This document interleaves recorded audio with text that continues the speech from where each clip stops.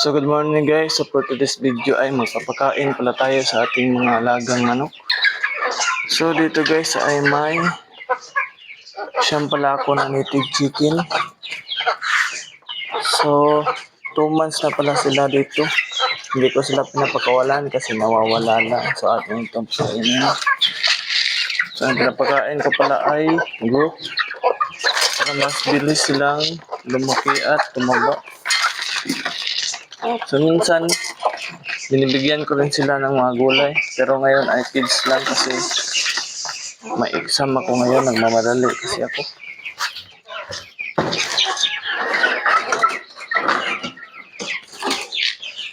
So dito rin ay may mga upgraded. So anak ng aking mga kaber.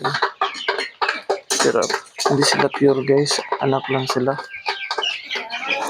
So in-isolate ko ito kasi may sakit ito na kahapon. Parang tumutulo ang luha pero na okay na siya. Lakas na kumain.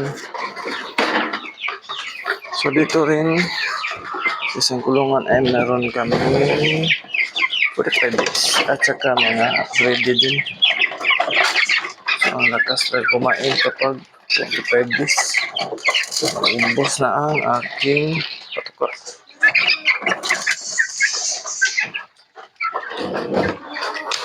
Punta tayo sa kabilang mga sisiw.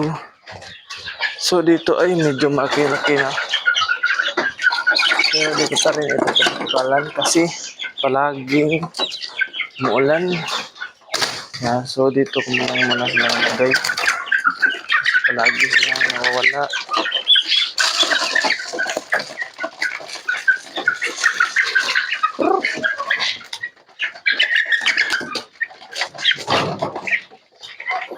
Wala yung isa.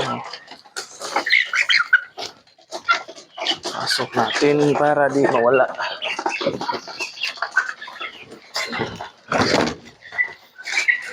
So dito din ay may pure akong kabir.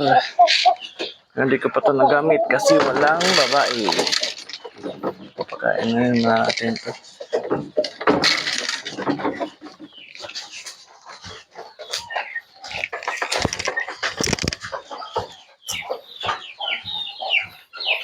So dito din ay meron din akong pares rin na upgraded.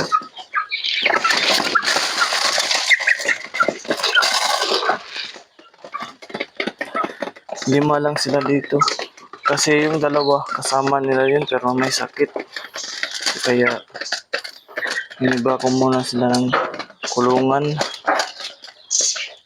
Laki na, baka next 2 months to pwede na ito ibinta. Ito rin guys ay mayroon tayong mga malalaki na, mga 2 weeks or 2 weeks na yata to.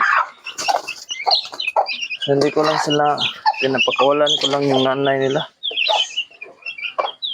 kasi nga para marunong din itong kumain. Dito, pwede itong pakawalan kasi marami kasi pa dyan, pwede siyang tumuka. So ito, 6 to sila pero namatay yung isa. Hindi ko alam, baka nagkasakit yan. So, okay naman sila, healthy naman ito. So yan lang.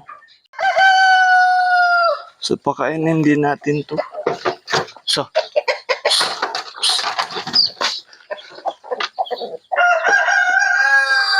pakainin din natin to yung pisa kahapon. So yung 6, so medyo di makita yung sisi. So yan, medyo malaliksi na sila kasi day old na sila. Pakainin natin. So basic lang no, walang ilaw kasi may inahin sila.